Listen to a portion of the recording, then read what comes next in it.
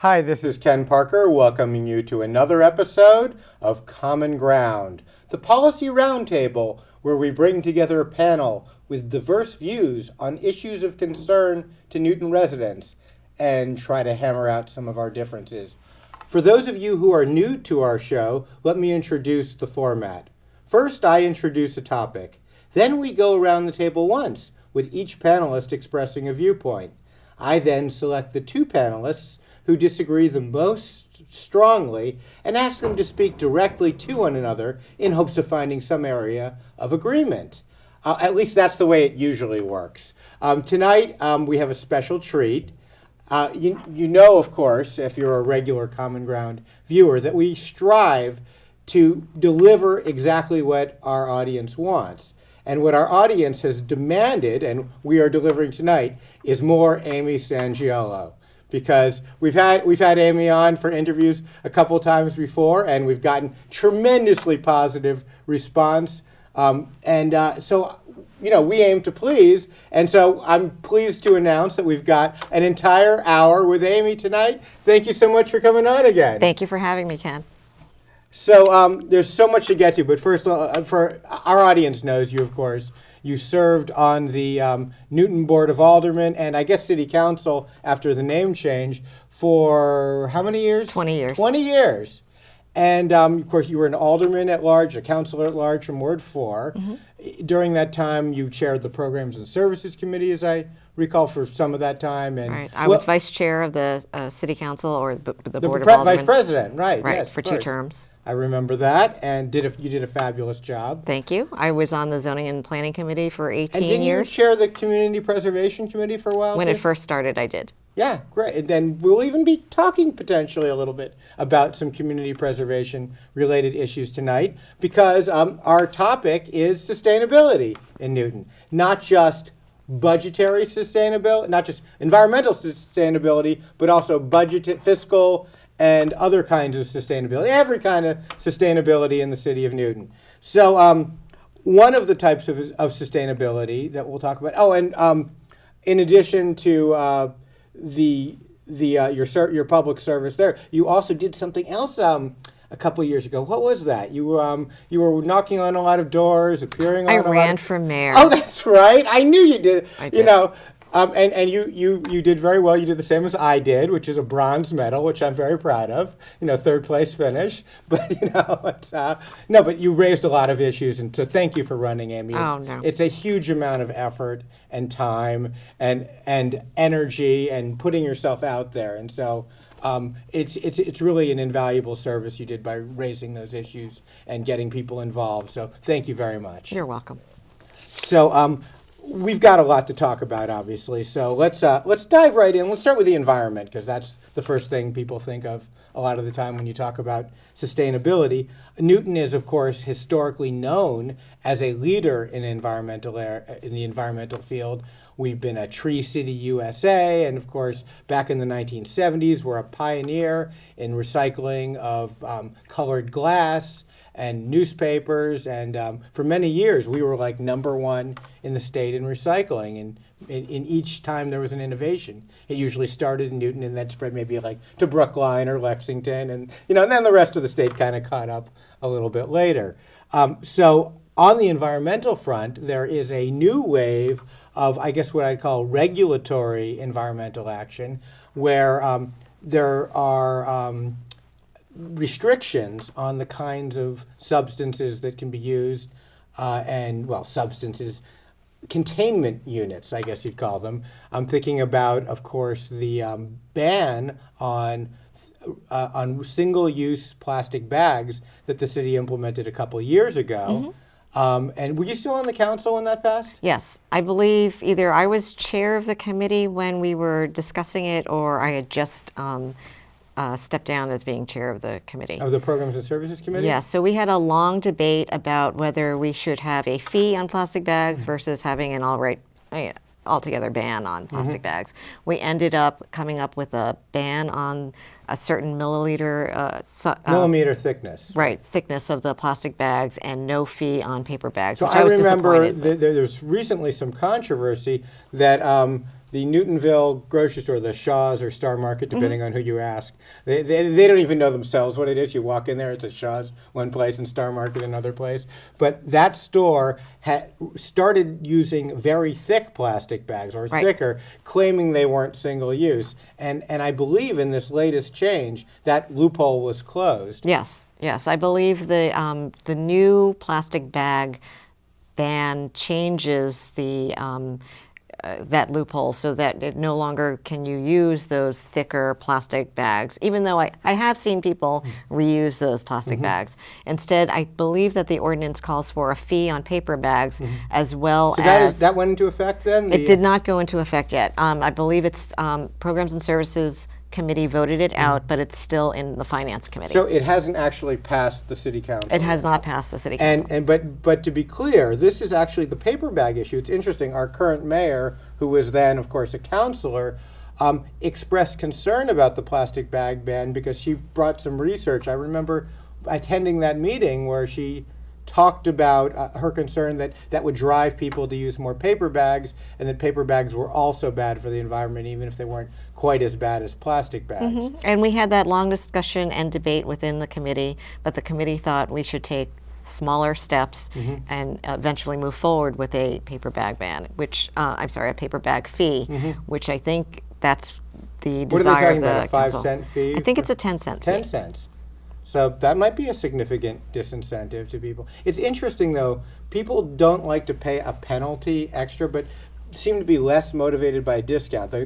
My neighborhood grocery store, we call it the Amazon store now, the Whole Foods, has a 5-cent discount for each reusable bag you bring. But I somehow think that's not quite the same motivational factor as a penalty. People don't like shelling out and even an extra dime. I think, and I know that Washington, D.C., when they went to a 10-cent fee for plastic bags years ago, so a lot of people were just not buying a plastic bag as a result. So that those have been seen to work. Was this part of the original plan, you're saying, when? The original plan was to move forward with a fee on paper bags eventually. So I'm very glad that the City Council is moving forward with that. We'll see what happens in finance. Are you under the impression then that it's got the votes to pass, or? I think so. When you say what happens in finance, do you think they might lower what do you think? They may not want to have a fee on paper bags. I just don't know. I haven't been following the issue. Yeah, well, it's hard to know how the Board of Aldermen / City Council will decide anything ultimately, but it's what is it, like Yogi Berra said, I never make predictions, especially about the Newton City Council. I do believe, though, that the city councilors working on the issue have been doing community outreach and going to the businesses to talk about it. So hopefully they'll gain much more community support. It's really interesting because I remember, you talking about going to the businesses, I remember just a couple years ago when you were working on that ban with your then colleagues on the City Council, the Chamber of Commerce and I think its executive director or president, Greg Riebman, were pretty vociferously against the ban. Yes. And we remember what their argument was? They thought it was going to be burdensome because the store owners normally order in bulk, so they would have all these plastic bags left over. I think that was one of the arguments that they proposed. So I do believe that the committee at the time decided to do a compromise, so we limited the size of the stores that it would... Oh, the smaller stores were exempted, like the mom and pop shops. Yes, that's right. And did that get phased out in this? I think in this one it has been phased out. Again, I don't know the specifics. I remember reading that as well. Of course, they haven't taken final action on it yet. But so it's interesting because I, for one, have had no indication that any business has been upset about this since it passed. I remember have you heard anybody being upset that it was overly burdensome? No, in fact, since we passed it, I've noticed that in shopping at other establishments outside of the city, other stores have been implementing, or other communities have been implementing their own. So once again, Newton was a leader on this. Well, I wouldn't say Newton was a leader on it. I think there were a number of other communities that were ahead of us, but it's nice to see that the activism is still there in the community to move forward to do something about sustainability. That's terrific. Another sustainability-related prohibition that's been under discussion is styrofoam containers. I know Brookline passed one a number of years ago, and there was some question, I think at one point, whether it was even necessary in Newton, whether many businesses were actually using them. That was under discussion to some extent while you were still on the council. Very barely. We were waiting for more research to be done by Councilor Danberg, who I think was the original docketer at the time. Oh, really? Yes.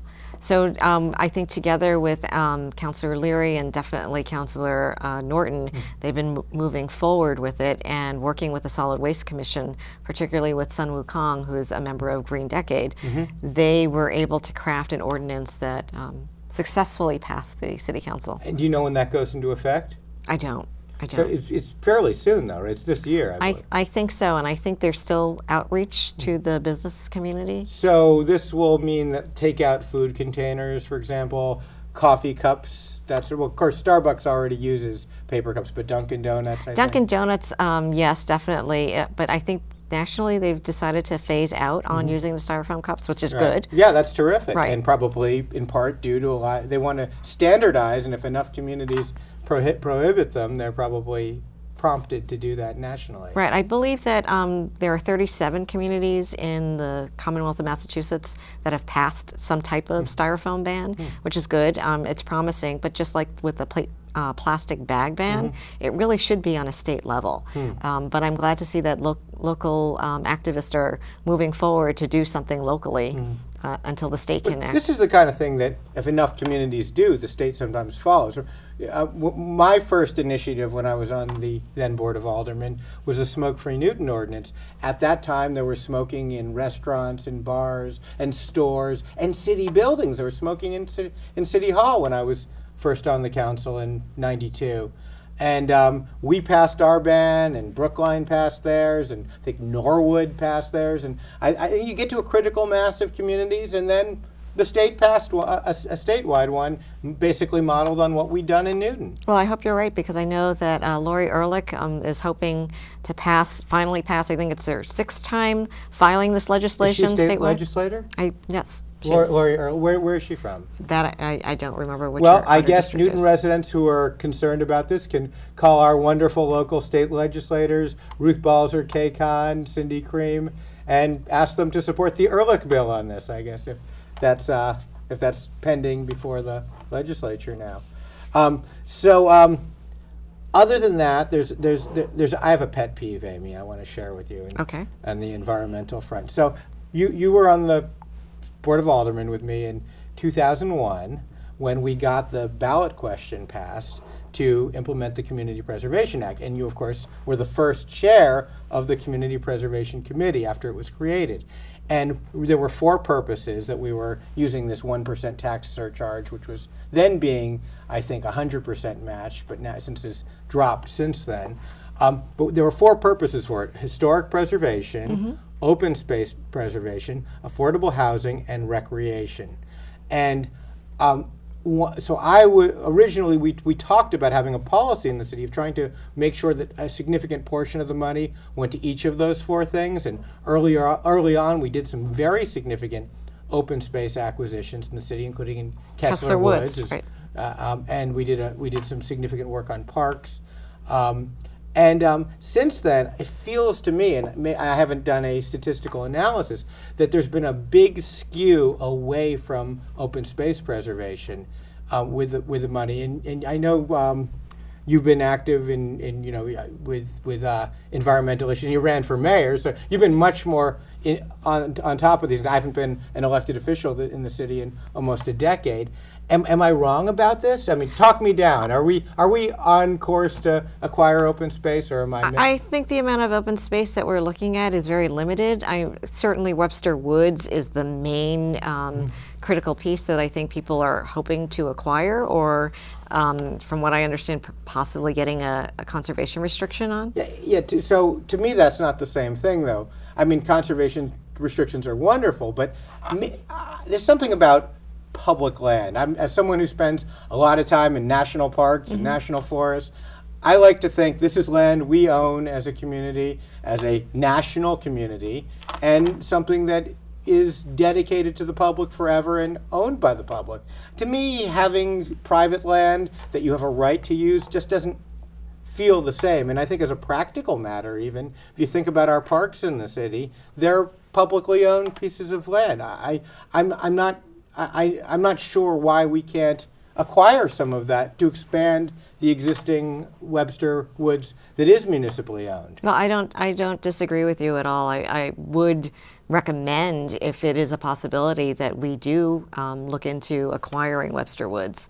I'm not mayor. Yeah, no, well, many people are disappointed by that fact. But I mean, it's going to be her call as well as the call of the Community Right, but I mean, Preservation there is Committee. a community discussion. If we are a democracy still, I mean, maybe not nationally, but at least in Newton, right? And if enough people, this is an election year locally. If enough people say to their city council candidates they'd like to see more open space acquisition, that's the kind of change that could reasonably be affected through a grassroots effort. I would agree with you to some extent. I mean, I think that was definitely an issue 2 years ago when people were running both for city council and for mayor, and everyone pretty much took a pledge that yes, we want to spend money and try to acquire and save Webster Woods. So 2 years later, where are we? So but the people who make a campaign promise and don't keep it, when in the next election there may be consequences for them. I'm just suggesting that some things are beyond the control of the city council. They can continue to press, but ultimately I think the decision's going to be with the members of the Community Preservation Committee, as well as any recommendation coming from the working group for Webster Woods.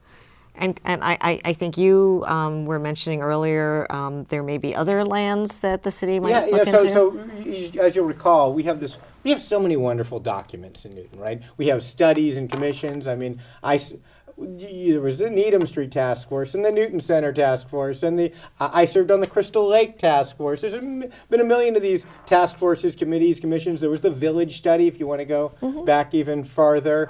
I believe Brian Yates, my good friend, and I'm sure I know yours too, who passed away recently, was very involved in that and used to quote from it all the time. All these great ideas we come up with in Newton. And unfortunately, a lot of these committees and commissions and task forces issue these great reports and they just get ignored. But one of the things that we had a lot of volunteer work go into was the open space plan. And I know they specifically identified a lot of high priority parcels of land, some of which aren't that big, but which connect other public parcels, a lot along the Charles River, and some as pocket parks at various places in the city. And I mean, I haven't looked specifically at this recently, but it's my sense there hasn't been a lot of oomph behind getting those parcels acquired, and that hasn't been a big priority in our community preservation planning process. But I don't blame the Community Preservation Committee for that, because they need petitions. They act in a Right. they vote yay or nay essentially on proposals that come to them, and they come from neighborhood groups and a grassroots effort, and frankly I think that our elected officials have the potential and the ability to play a leadership role in that. So I think if it was a priority for the community, it's certainly possible that more could happen in that area. Well, we'll see. This is an election year, and hopefully people will. Maybe people don't care. Maybe I'm the only one who's like, I don't think you're the only one. I think people, particularly now, have a sense of a desire for much more open space. As we see massive development happening or being proposed across the city, people are looking for some type of respite.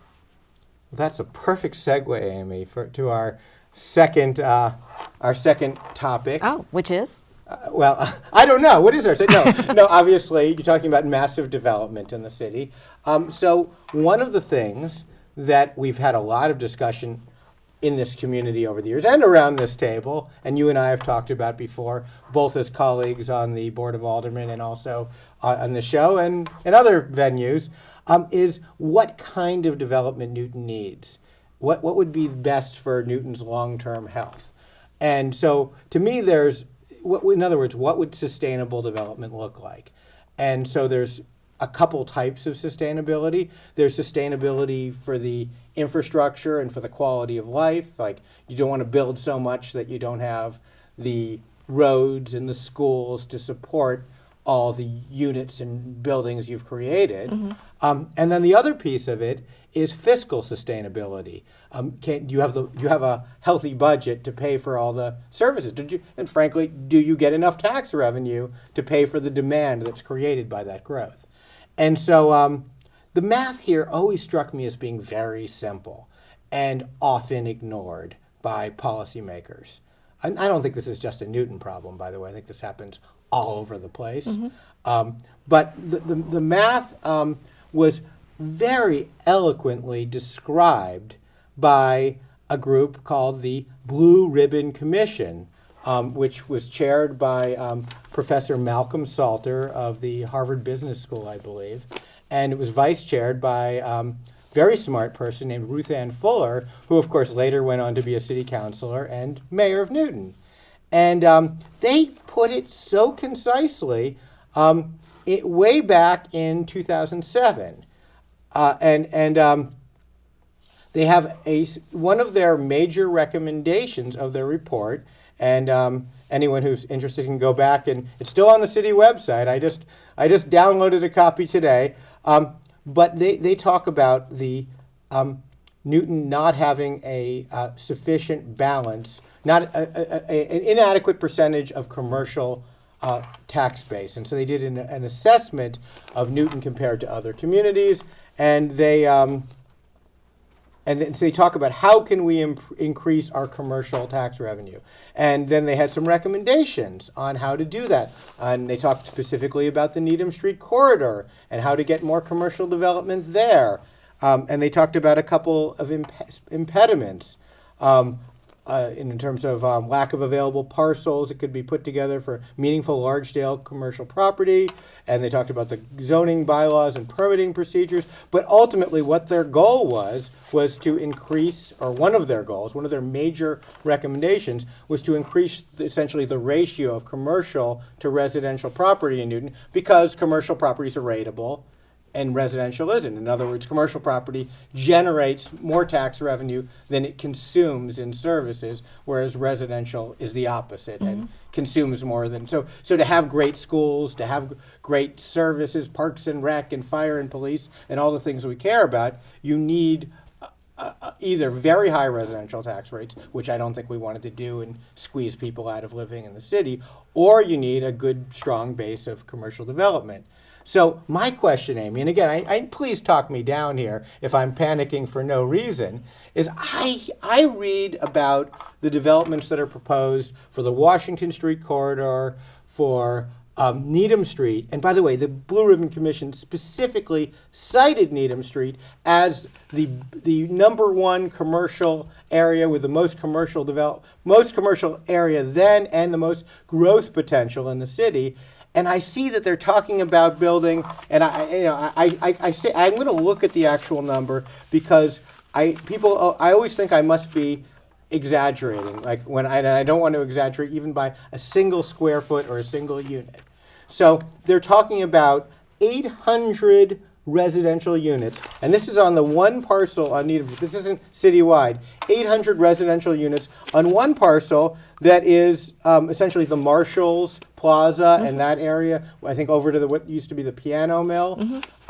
That one parcel, and it would be almost 2,000 square feet of development. 2 million. I keep saying 2,000. Yeah, you have almost 2 million square feet of development. My point being, overwhelmingly taking what is now prime commercial real estate and potentially even could be redeveloped as better tax generating commercial property, and turning it into residential, which seems entirely contrary to what the Blue Ribbon Commission recommended.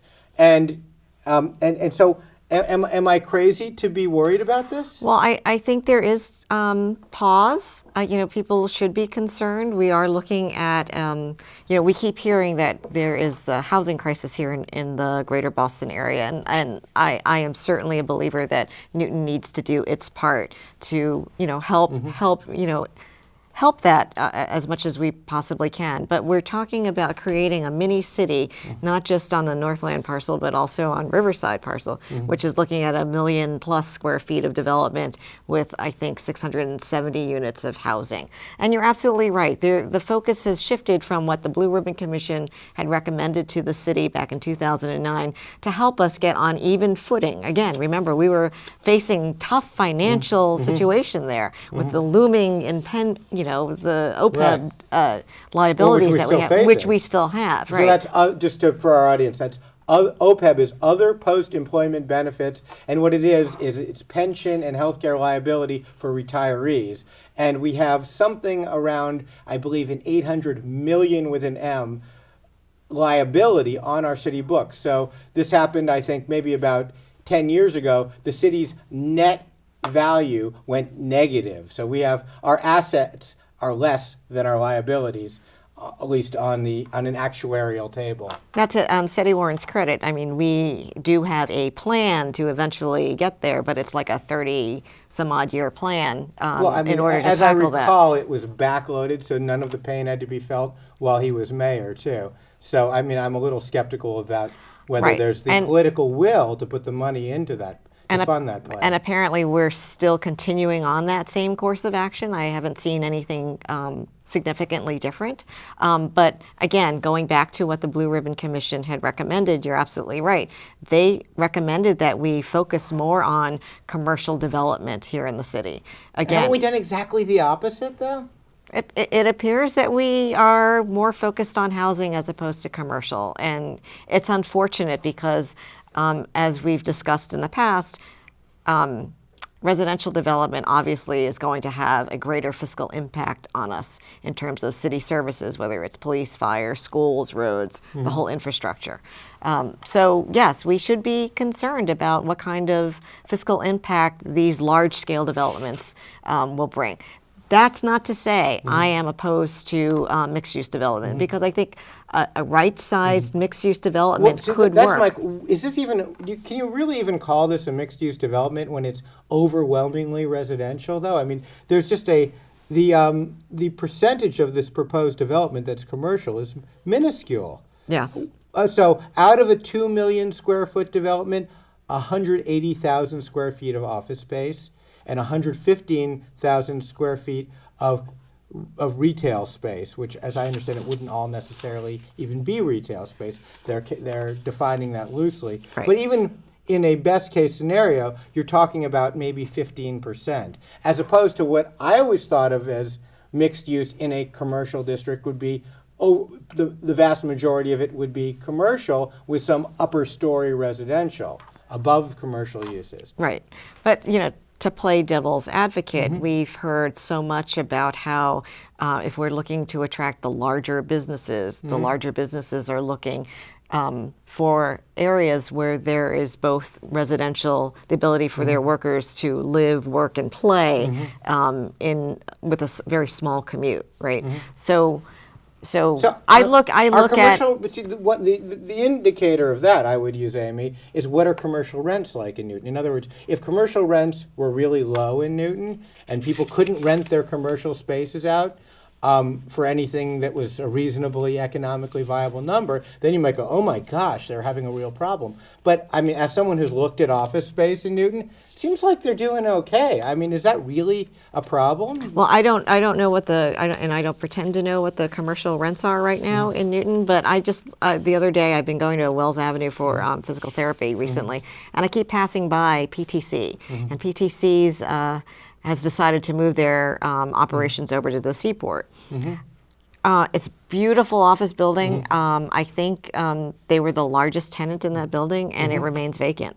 So, and why is that? And, when we look at, maybe because there's not enough housing. Well, Needham, is that really why? Needham has just, they have Charles River Landing, they have the Kendrick, right over it's right there. So I don't know what the real reason is for a company like that to move out of Needham, particularly since Needham has provided the housing. So it's interesting because one of the things, the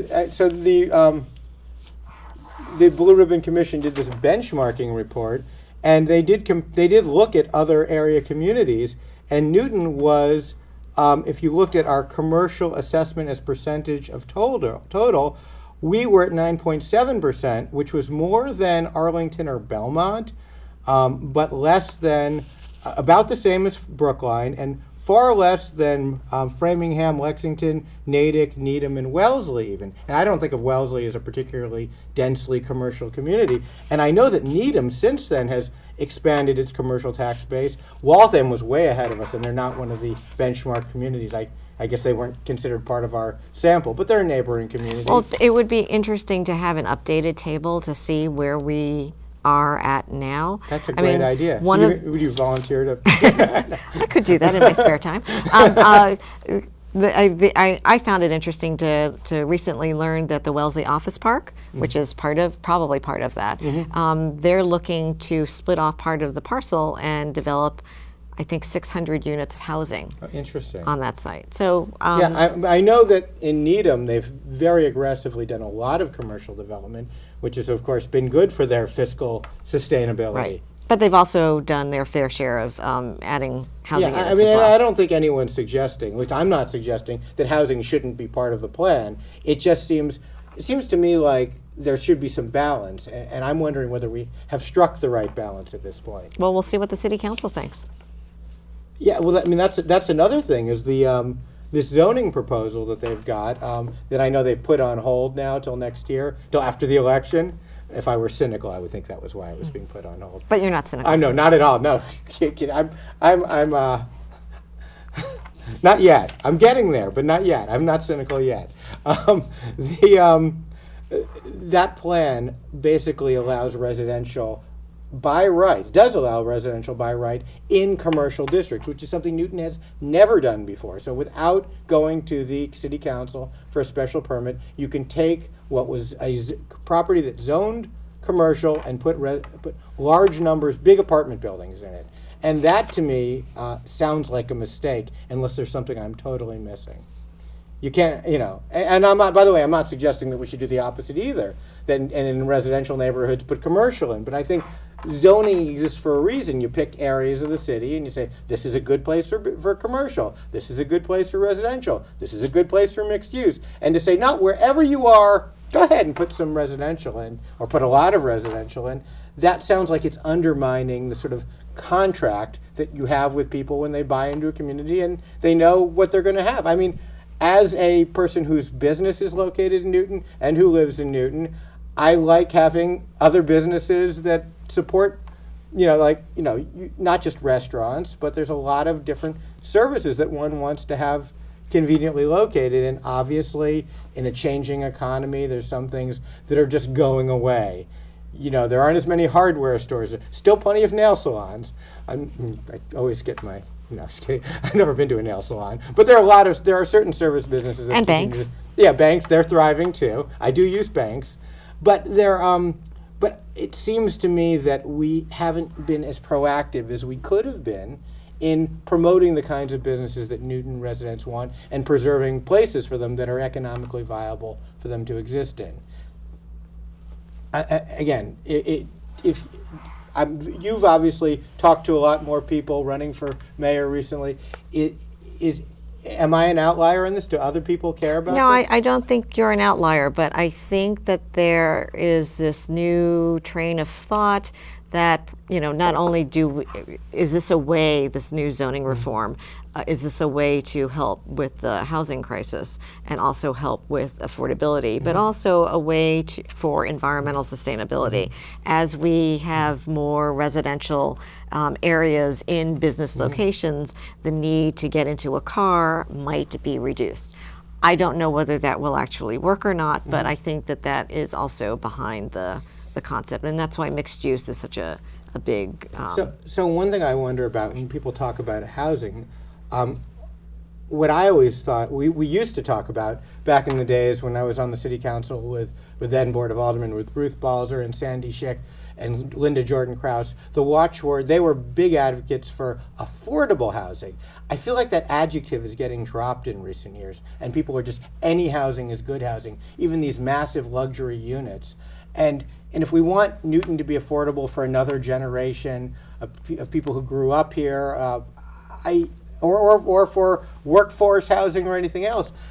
Does it make sense that we're tearing down neighborhoods where there are small buildings that are older and are actually relatively affordable, and building these new large luxury units? Is that? I mean, Amy, we were. I'm the queen of moratorium, remember? Yes. Well, let me So ask back you. in 2014, I put this front and center, this issue of us needing to deal with our zoning so that we could stop the tear downs of these small so-called naturally affordable housing units that we've had throughout the city. You look at Oak Hill Park, this and zoning when we had proposal seems these. to encourage it because it lets you build so much more. It's like, why not tear it? It incentivizes tearing it down. It's allowing, if you believe what the planners are telling us, it's allowing for more but smaller. It's containing the size. So if we were to tear down the small sized ranch, for instance, there would be a certain amount of increase that the ranch or the developer would have, or the property owner would have, to increase it. But it wouldn't be the mega mansions that we're seeing go up. But I had proposed back in 2014 that if we had the moratorium and we address like old lot, new lot standards, because some of these existing properties were built on old lots.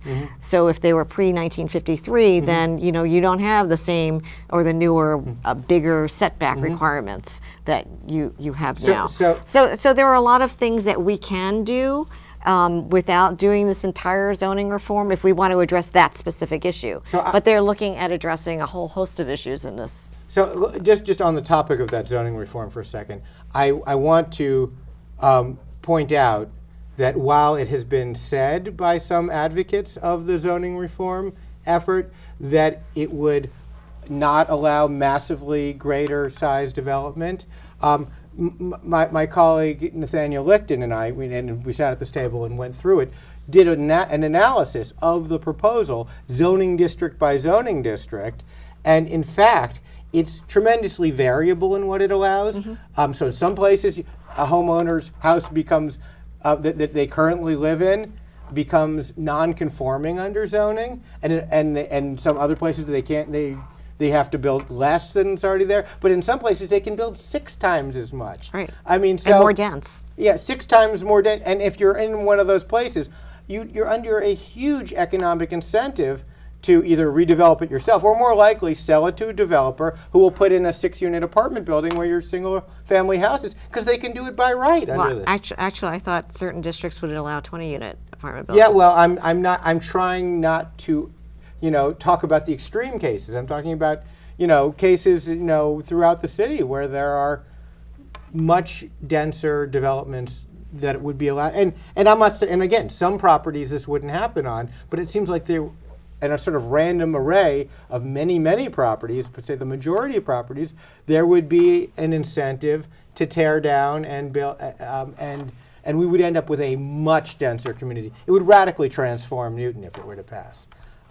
So you mentioned, Amy, the year 2009, and so I think what you were thinking about was not the Blue Ribbon Commission report. Oh, did I say 2009? I'm sorry. Yeah, which was 2007. No, but you were probably thinking about the Citizens Advisory Group report, which was 2 years after the Blue Ribbon Commission report, and they're easily confused because Ruth Ann Fuller, who was vice chair of the first one, was the chair of the second one. And again, this is a brilliant piece of research and is tremendously useful in planning a community. But I don't know that anyone who's running the city ever looks at these things anymore.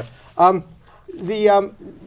Citizens Advisory Group very specifically looked at Newton's benchmarking compared to other communities and pointed out, let me just read a line here. The revenue benchmarking data suggests that Newton faces fiscal challenges because of its somewhat low revenue per capita and its heavy reliance on residential property taxes. So they, again, same thing as 2 years before, saying, how can we have more commercial development?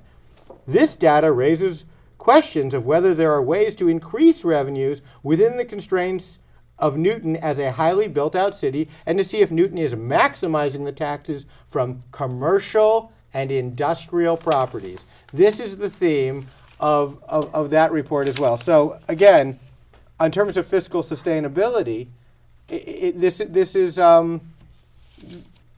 there's really, really solid research supporting that might be something we'd want to think about is more commercial development. And again, so that's why I'm perplexed by, the one you mentioned, the Riverside proposal, the Washington Street corridor. They're talking about there's a number of projects along that are mostly residential or all residential. And then, of course, this 800-unit one they're talking about in New Street. There's another one they're proposing, a Newton Four Corners, a little bit smaller than that. I mean, a lot smaller than 800 units. Was that like 40? Yeah, 40 units in depending on how old you are and how long you South lived Pacific? in Newton. No, not the South Pacific site, but some people might call it the Red Sauce. Some people might call it the Vinny Testa's site. Oh, okay. It's been a lot of different things over the years, but most recently it's been a Korean barbecue place. Apgujeong, I believe it's pronounced. I may have gotten that wrong, but that's what the sign looks like. I went there a bunch of times. I never quite knew how to pronounce the name. But anyway, that was there for maybe 7 or 8 years, something like that. Maybe a little longer. It's hard to keep track. But the point being, that was a commercial site rather than redevelopment as its own commercial, and they're talking about putting 40 units of residential in. It blows my mind in light of all this talk of fiscal sustainability. But you raised something really interesting, Amy, which is affordable housing, and you talked about some of the proposals that have taken place. Am I wrong that some of the most affordable housing proposals have actually been rejected in recent years? I remember there was the one for the old fire station that was going to be sort of a veterans housing at one point. And that was during the Warren administration. Oh, was that Engine 6? Yes. Right. That was going to be a homeless shelter. Okay. All right. For some reason, I believe the mayor's office shut that down. We weren't even able to have community discussions. It was just shut down. A lot of people blame the city council for that, but the city council... That was Mayor Warren then? Never had an opportunity. Which mayor was that? I believe it was Mayor Warren. And then and you were telling me earlier about another more recent one. Was it the Parks and Rec building? The Parks and Rec site over on Crescent Street. There was a proposal to expand the playground that was there, as well as do a 100% affordable housing project there. I believe it was 8 units of housing. Relatively small, I would admit, but it would be 100% affordable. And it was going to be the first time the city would actually go and develop this and see whether or not we could do this throughout the city. But that was rejected by the current city council. And the other despite years of working with the community unit. That's surprising. And the other thing that shocked me when I learned it recently is that the affordable housing ordinance, what we used to call the 10% ordinance, was actually 25% of the bonus. This is the version that Ruth Balzer and Sandy Schick and others, I believe Cindy Cream, when she was on the city council, may have been involved in it. Certainly Linda Jordan Krause. In crafting an ordinance that required 25% of all the units above what you could build by right. So if you could build 1 unit by, say, typically, maybe it would be a parcel of land where you could build 8 units by right, and you wanted to build 16, well, your bonus was 16 minus 8, which would be 8 additional units, 25% of those, or 2 affordable units. Under the current formula, it's now 15% of the total units, and it's rounded down so that the way it works out is you can end up with considerably less affordable housing out of the new formula than you had under the old. So it's because they count a half a unit as 0 units under the new formula. So. But there is a proposal to amend that ordinance right now, so it'll be interesting to see what the city council... Would it bring it back up to where it was before? There are different divisions, I think, and how they break it down by the number of units that are being proposed to be developed. So even a really small scale development would come under the inclusionary zoning ordinance. So that's interesting. The other thing that was surprising to me when I was looking at what had changed in recent years is it used to be that all of the units whether they're affordable or not. In other words, the affordable units and the market rate units had to be of the same quality, and they slipped in something where the affordable units could be of lower quality than the market rate units. Another thing that apparently got slipped into the ordinance I don't remember that. is something that lets the affordable units be off-site. So you can have an Yes. exclusive Yes. development that had no affordable units in it, and then they could just put some money into a fund where theoretically it would be spent later Right. at some undetermined time to make more units. And Right. and my understanding is that money doesn't necessarily ever get spent for that purpose. So I think that the monies, when a developer decides not to put the units on site or have it being part of their development proposal, I think that money does go into a fund, and that fund is used to go and purchase or help out with different types of affordable housing projects. Yeah, I'm sure eventually it's used to help something, but Well, it's not on a unit for unit basis. It's not on a unit for unit basis, and in fact, that came up. I believe it was the Kessler Woods development recently, where suddenly people saw it was all luxury units, and we were like, "Well, what happened to?" I think it was an 88-unit project. What happened to the affordable housing component? And so they had proposed to have it off-site. I think it was close to BC because I remember the Chestnut Hill folks getting all upset about it. But I think the city council here said, no, we're not going to do that. So they wouldn't let them put They it would on. not let them do that. I think the issue came up again. So I know that they've. What's the one on the hill by Cypress Street? Terraces. The terraces. The terraces, I don't believe have any affordable. The terraces don't. I think the terraces no, paid that's- into a fund and decided to just be Right, and to me, I mean, I guess this is my, I don't know, egalitarian sort of, my progressive gene. Just I'm not. I don't like the segregation. I don't like saying, "Oh, the poor people are. I'll put them somewhere else." I mean, if you're going to make affordable housing in a project, I mean, I like the way the Hamlet was done back in the day. 50% affordable housing. I mean, I think that's a good, or maybe a third for a project. But these like little, Austin Street. well, yes, and although I think that was quite a giveaway, in my humble opinion, that we sold a parcel for $1 million that was worth more than $1 million, and we put worth way more than $1 million, and that the city paid, I think, several $1 million in infrastructure improvements. So it cost us money to do that project. But we got an extra 6 units out of Yes, it. well, thank you, Amy, for that.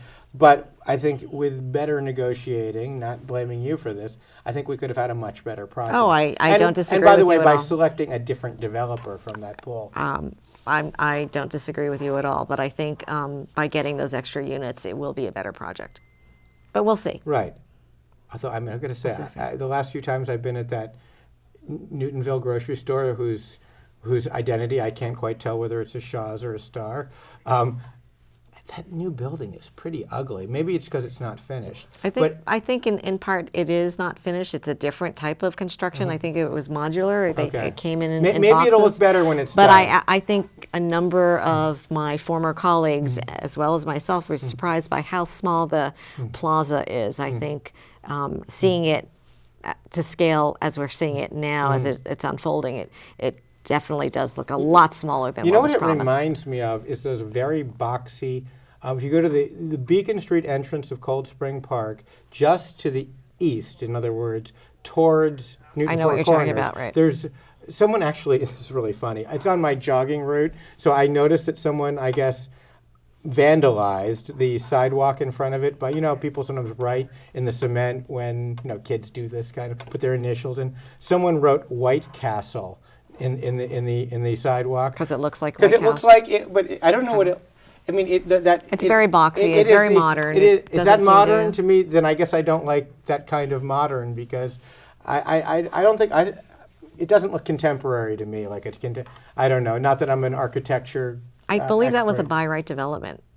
I think it needed either attached dwellings. It needed some kind of permit. Really? I think. I don't yeah. remember. But I could be wrong. My recollection is that needed some kind of permit. I think I was probably on the city council at the time, and I may have voted for it. I don't remember. But all I'm saying is, darn, it's ugly. But anyway, that being neither here. But all I'm saying is this Austin Street thing reminds me of it, and that kind of boxy look. But again, maybe that's just because it's not finished yet. Well, we'll see. We'll soon see.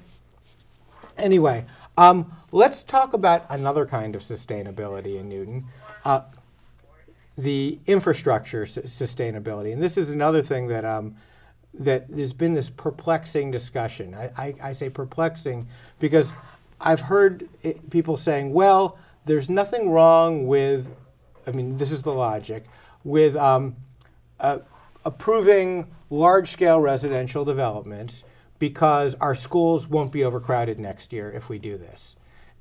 Rather than looking at the long-term trajectory and how this approach to development affects that trajectory and where you get in 10 years, if we start, it's like as though this would be the only thing. If this becomes, because there's precedent when you start redeveloping a community and say, okay, we're doing 800 unit buildings, and there's also that natural fluctuation, ebb and flow of the student population. Again, I worry, and maybe I'm crazy, that we're not going to be able to have the classroom space we need for students 10 years down the road, that we're not going to, that our roads are going to be clogged and crowded, because even though we're adding a significant percentage to the population with this recent approach to development, we're not adding more streets, and we're not cutting down the number of cars. Well, theoretically, they are cutting down the number of cars because they're limiting the amount of parking that'll be on site. But we all know that people, particularly in an area where there's not very good transportation or reliable transportation, and I'm talking about Needham Street right now, Okay. that, of course, that is cause for concern. And you're absolutely right about the concern about overcrowding in our schools. I mean, Ainger was recently built to absorb already the large enrollment, and now Ainger is bursting at the seams. But we had hired a demographer who came up with an enrollment report that is mirroring what they came up with in Needham, and it's apparently the new trend is that people are not having as many kids, and because there's going to be that downward trend in student population, that even with the increase of potentially families moving into these, I guess, what is it, 1,200 units, 1,400 units of proposed housing. 1,400 units citywide? Well, if you're looking at 800 at Needham Street, 660 at Riverside, I think there's another, 400 being proposed along the Washington Washington Street is more than that corridor. there, I think. I think it's like 2,000 Well, units. I'm not even counting the, I'm not even counting Street Austin Street or Washington or the one Place. in Four Corners, which is another 40 Or the one units, or even all the 20 apartment units that are being built, particularly in Nonantum. The enrollment report, the demographer had suggested that with the decrease in the student enrollment, it doesn't matter how many more kids come in, the schools will be able to handle it. Really? That's what they're saying. I don't understand it, but that's what they are saying. Okay, well, I read a report. I don't know if it's the same one, because we had a couple members of the school committee at this table and in the last fall, in fact, when one of these reports came out. And the way they explained it, and actually I've also had Matt Hills here recently who talked about this issue, and the way everyone who's knowledgeable about the schools has explained the situation to me, Matt Hills, former school committee chair, of course, is that the total capacity of the schools isn't the right indicator to look at, because kids don't evenly distribute in all the schools, and there's different capacity in different places. Right. So just because you've got capacity at, I don't know, Memorial Spalding, not saying that you do, doesn't mean that you can have more kids in Washington Street, in West Newton, Right. because those kids can't get to that elementary school. Right. And without obviously massive redistricting that shifts everybody over. And the other thing is there are thresholds that even a few more kids might mean you don't have enough room in a building because Right. you need another class, or you have very large class sizes, and you get into issues of equity among the schools because they don't all have the same capacity, of Right, course. and so this is an election year, and I think that's a critical issue to ask all the school committee candidates that are running. Do they believe and feel that the schools all the schools have the capacity for potential increases, when we know that even with the school budget of $236 million this year, I think it was a small increase compared to previous years. Do we have the capacity to, one, pay our teachers to make sure that they have enough funding to be able to continue in that profession here in Newton? Do we have the capacity to borrow enough money or come up with enough money to improve our schools? We know that Countryside, particularly with a Northland proposal the size of this, is going to have to not only be upgraded because it definitely does need work just on its own, but also be expanded to absorb the capacity. Even we know that Ainger already is bursting at the seams, right? So Ainger's not even an option, and Zervis will also. Ainger's brand new too. And Ainger's brand new, which is what the reason why there's so little public confidence right now about all of these development proposals and what the city's response is going to be.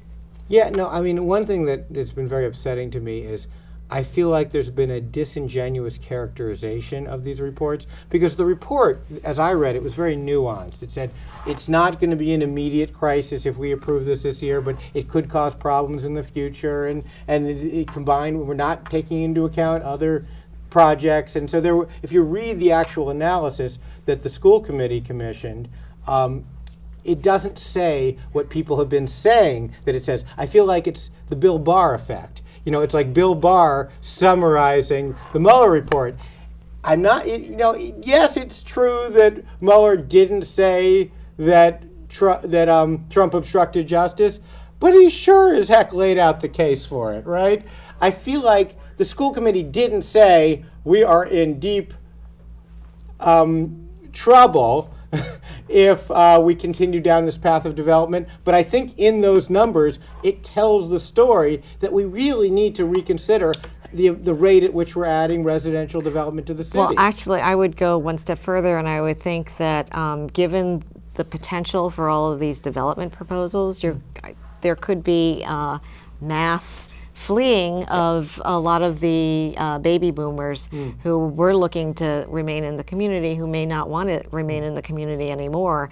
And those happen to be the single-family homes where families are more likely to move in, and that is usually the cause of the increase in Yogi Berra also something like that. I never make predictions, especially about school population trends. He also said that, right? Did he? Yeah, I think so. But no, I mean, it is true how it's amazing how these very smart demographers in the past have been radically off in their predictions. Oh, but I especially like the developer predictions. When a developer, you can go back and look, because they'll take. I remember when, again, we were on the Board of Aldermen together, and the developers would come in and say, well, this project won't add four children to the Newton Public Schools. And you can look back, and the school committee did a nice job of putting together what actually came in. I think Margaret Albright said, yes, and she's put it so gently. It was sort of like, well, it does appear that on average, it was over 100% increase over estimate or something like that. In other words, more than twice as many kids came in from these projects, and in some cases 3 times as many as to what we were told. And not only what we were told as the special permit granting authority, but what we assumed was accurate. In other words, we acted on that estimate. Our planning department didn't push back and say, no, don't use that number. I think Avalon, even though we didn't act on that, that was a 40B development. Right. I think that was the case that sits in most people's minds as being grossly and this again off. Also on Needham Street. Right. There's 2 Avalons in Newton, of course. But right. Yeah, but you're talking the one on Needham Street, right, which dramatically increased the enrollment of the student population. So this hour has gone by so quickly, Amy.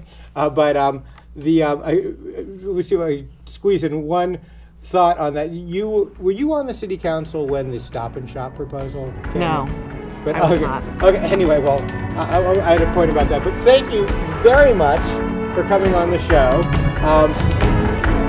It's a pleasure to have you. Our audience really enjoys it. I hope you'll come back again soon. Sure. And thank you at home for watching. And please join us again next time when we try to find just a little bit more common ground. And also thanks to our wonderful crew, our director, Brian, to Eric, to Will, and to everyone here at New TV. And see you again next month.